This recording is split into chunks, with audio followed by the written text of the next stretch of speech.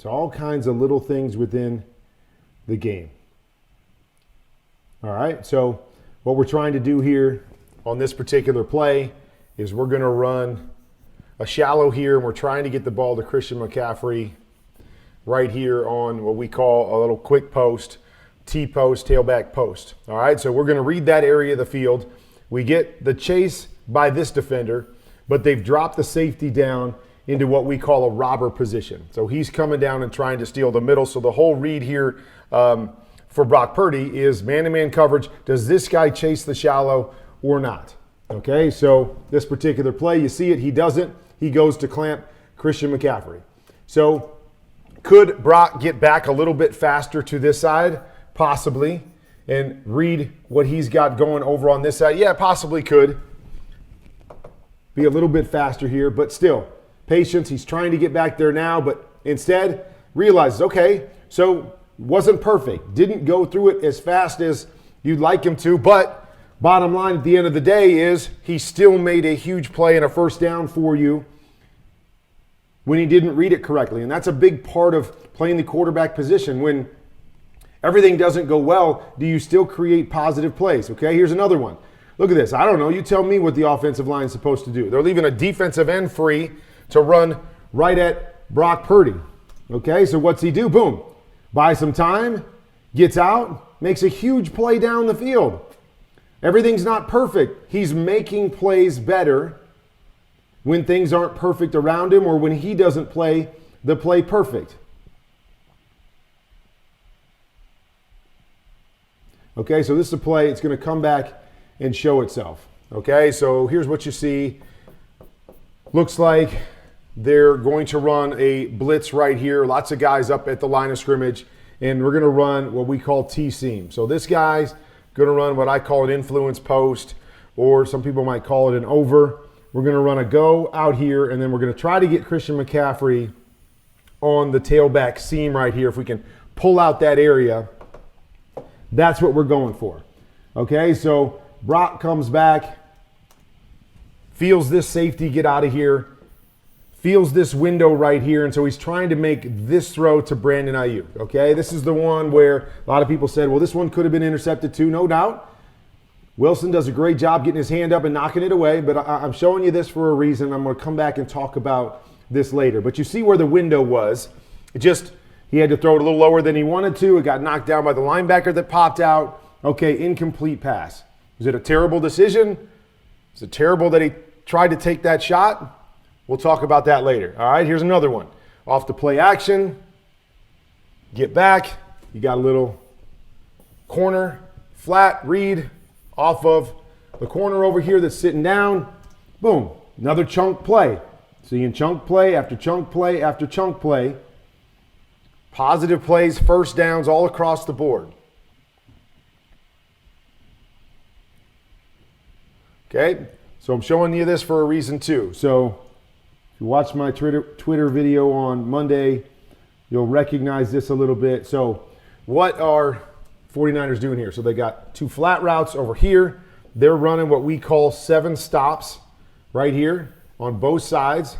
And then they're putting Christian McCaffrey right in the middle of the field. Okay, so what we really want is we want a corner off look on the outside. So we want these guys soft so we could isolate so we can isolate the outside backer with a high-low to these stops and flats. Well, Cincinnati goes with a cover 2 look. So they got somebody in the flat, somebody in the hook, somebody in the flat, somebody in the hook technically, and they're running Tampa, so this guy's running deep. And so the throw is right there where they void it. But what I want you to notice right here, I'm not sure who this defender is on this one, but this backside defender might be Hilton here. But look how he squeezes it. That's what we know in Tampa too, is that the middle of the field is voided because this guy's going deep. So these outside linebackers have to kind of play both areas. They have to play the hook, take away that 7 stop, read the quarterback's eyes, and then squeeze this so teams can't just constantly take advantage of that Mike running out of there. So we get the completion, boom, big hit right there. Okay, it's going to come back and show itself once again later in this tape. But that was a good decision by Brock, understanding the weakness of the defense. So here's another one. right? We got a little bit of pressure. He steps up. There's bodies around him, okay? Nothing really shows itself. We got a guy down here. This hasn't come out yet, plus this corner kind of hanging here. Not a lot there. Boom. Runs through it. Here we go again. Another big play. Running the football. Making a positive play out of things that aren't great, aren't set up great. Not a perfect plan. Not guys wide open, all right?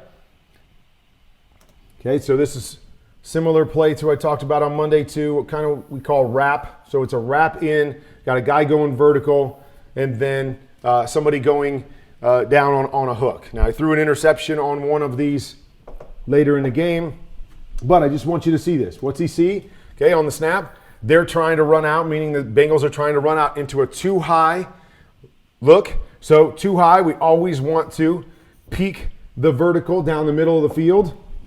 And George Kittle does a great job right here. So any tight ends, any teachers of the game, where he's going here, he's got a tight alignment here, but he does a great job of widening back up, because we never want to cross the middle of the field when we're running one of these middle routes, because we've got a safety sitting back on the backside. So middle open, we want to stay down the middle of those hashes. George does a great job of widening back to keep himself away. See that? Widening back away from the safety. But look at this throw. Up and down throw, linebacker running. Doesn't matter. Boom, huge play from your own goal line. Set up inside the end zone. Bang, big time throw down the middle of the field. Read and throw there by Brock Purdy.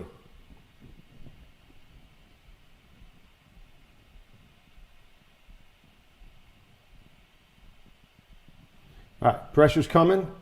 Pressure's coming. Okay, we're basically running kind of a double post here, but we've got this over and this flat coming.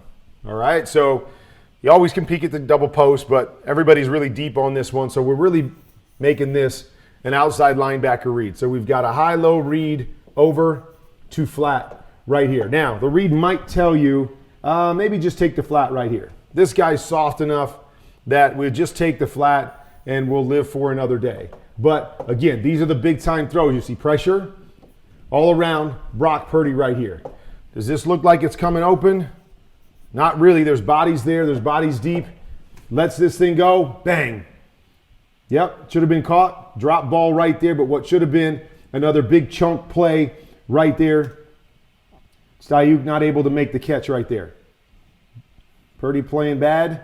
It's a pretty darn good throw right there with guys in your face. Small window.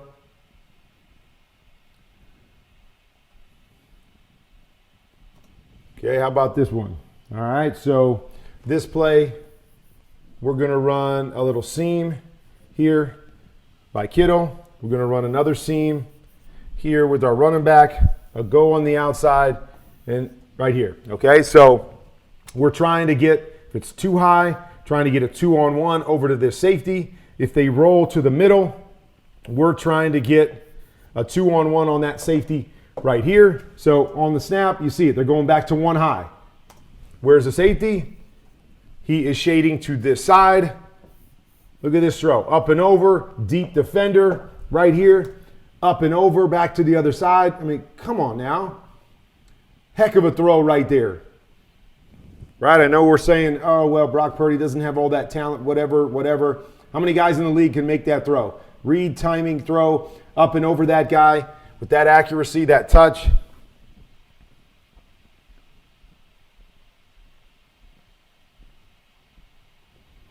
Here's another one. It's all tight, right? Jammed up all over the place. First read, Kittle coming here on an in against tight man-to-man coverage. Boom. Pocket collapsing. Another good throw right on the money. Right on the money. We dropped that one too. Another first down opportunity. We don't get that. On third down, we've got a punt. All these things that lead into losing. How about this one? Okay, we got a free hitter coming at us right here. I love how it's no panic. No panic, right? There's no real hot throw right here. If that guy's supposed to come free, this would normally be your hot throw. It's the only throw over there to that side. Well, we don't have that because somebody's sitting there. Got to make another play. Boom. Step up. Look at this. Step up, reset, come back to the in on the backside for another huge play right here. That's some good football right there. Somebody else does that. Patrick Mahomes does that. Lamar Jackson does that. Josh Allen does that. We're saying, wow, what a great play. Avoiding that pressure, resetting, making a big throw down the field. It's an impressive throw right there. I mean, again, these little things. Look at this. Okay, you're the quarterback. You're the quarterback. They're coming. The body's all over you. That's a sack for most quarterbacks in this league. Step up. Vision. We only get 5 yards, I know. Not a huge play right here, but it is a huge play. Because that 5 yards is the difference between sack here and catch here, right? That's 12, 14 yards of hidden yardage within a game that make the difference. Really well done right there. Avoid the sack, get a positive play. Sometimes those are the best plays in football. You avoid a negative and you create a positive. Okay, so here's the one I was talking about. Look at Cincinnati again. Everybody walked up. What are we going to try to run? We're going to try to run the T-seam that we were looking at earlier. What did he try to throw last time? This right here got knocked down by the linebacker dropping out. Okay, he got me last time. Not going to let him get me this time. Wilson moves. Now I see the opening a little bit better. Boom, now I'm going to take that throw. Oh, was that a horrible decision? Almost an interception on the last one. Well, sometimes you got to make tight throws in this game. But he comes off. Boom, and he takes it. Now, for those quarterbacks that are watching, I would love for him to be a little bit more patient on this particular play because we're running this. When we have this, we want to try to isolate this safety, right? We want him to get across that safety's face and see if we can get this T-seam right here. I get it, though. It pops. It's there. We don't necessarily want to wait all the time, but I just wanted to show you as this guy crosses, if this guy holds there, there's a huge play for the T-seam, what we're trying to get, but I get it. I understand why he went there. It popped. Middle of the field's open. The safety's really deep. Let's go take it, get the ball out of our hands, and get another positive play.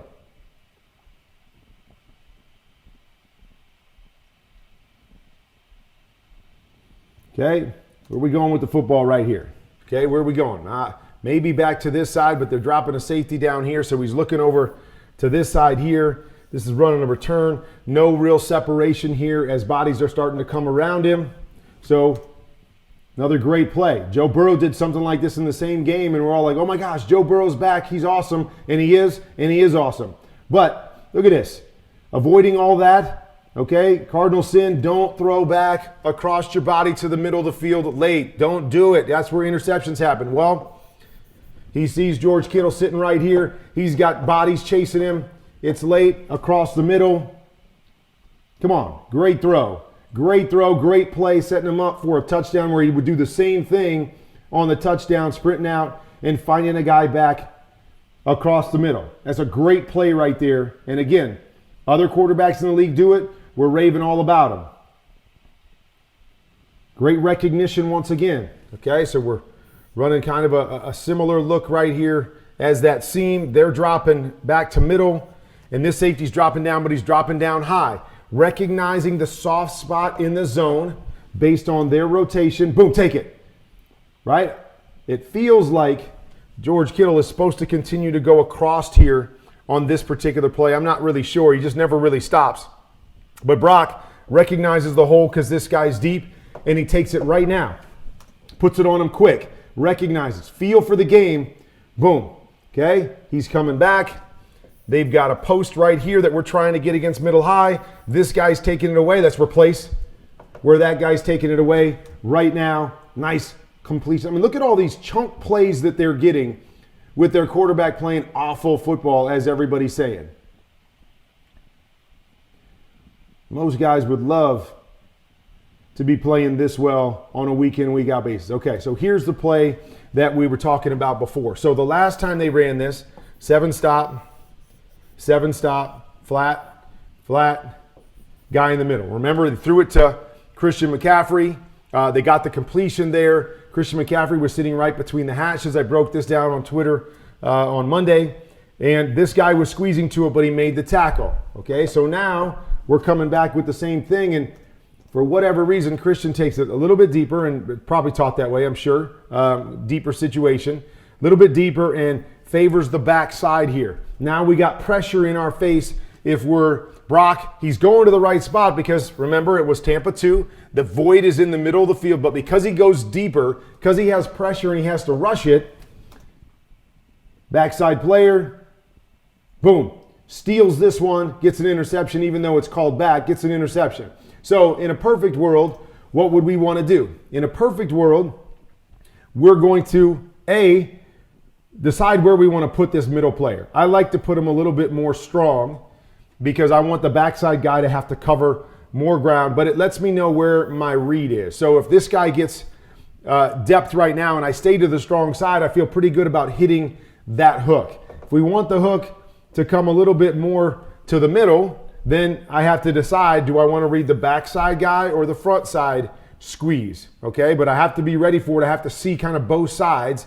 So if we see the backside squeeze and he's got time, you're going to see on this play, if he's got time to set up and feel this squeeze, now we get our high-low over here off of that corner. But doesn't have time, got to get rid of this quick. It's a little bit deeper. Christian McCaffrey's fading the back to the backside hash. All these little factors lead to an interception here as they're trying to play catch-up.